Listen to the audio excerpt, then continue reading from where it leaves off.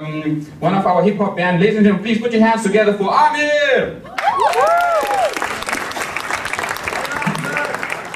Hello, people who I don't see. Yeah, I'm one of the guys who ruined rap forever. My name is Amir. I'm from Iraq. Anyone from Iraq here? Yeah, I can only count on the noise. Okay, did anyone go recently to Iraq and is it Iraqi? Yeah, I thought so. You don't go to Iraq unless you were Iraqi and your parents forcing you to go. And being from Iraq is like we're in Asia, so I consider myself to be an Asian. That's why every time I sleep, I just hope that the next day I'll be adopted by Angelina Jolie and Brad Pitt. I graduated last year. I graduated high school from last year. The Ministry of Education called it Education System Crisis, which means they think I shouldn't have passed. My math teacher described it, Amir graduating high school, that's like Kim Kardashian becoming a nun. Speaking of Kim Kardashian, she recently had a baby, so that's one more Kardashian not to keep up with. Yeah, I went to Iraq recently. We stood like for 3 hours in front of this metal detector that wasn't working. And we were just standing and watching the soldiers and policemen go through it with their weapon, and it wasn't ringing. And when I went to ask this guy about it, he was like, don't worry, it knows the good guys.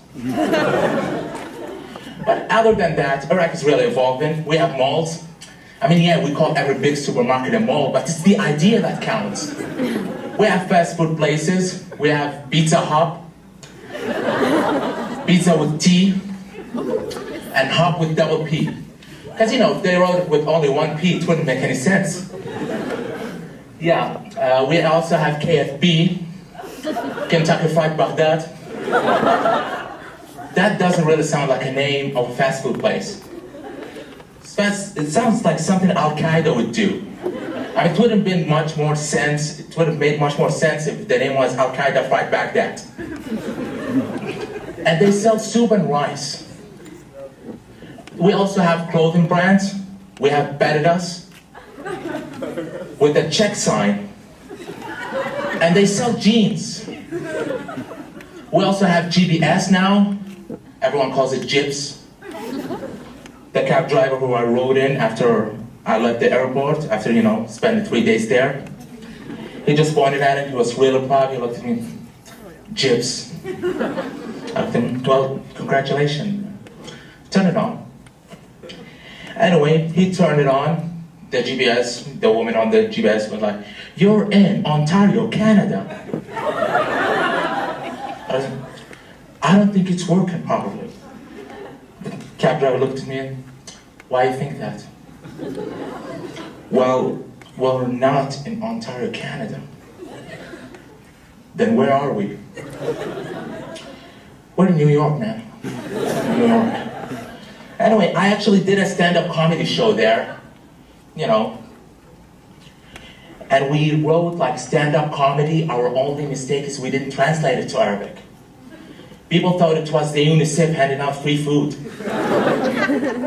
And it's really hard to convince people from turning from, the mood of receiving free food to pay to listen to someone talk. I mean, throughout the show, I still convinced few who kept screaming, where's the rice, during the time I was performing.